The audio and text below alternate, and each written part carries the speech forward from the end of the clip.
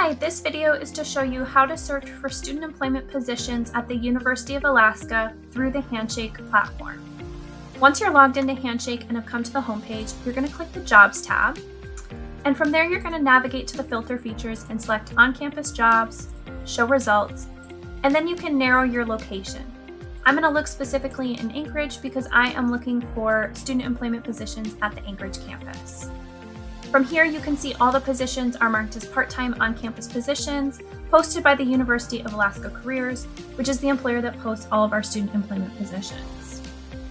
If I click on the position, I can see the details, the estimated pay, the time that the role will be open for, as well as just some of the general information about what to expect in the role. If I'm interested in applying, I'll go ahead and click Apply Externally, and that's going to bring me directly to the posting on the Careers at UA website. You can also use this website to search for all student employment positions.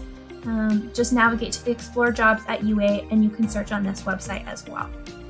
I hope this helps you understand how to navigate student employment positions on Handshake, and please reach out to Career Services if you have any other questions.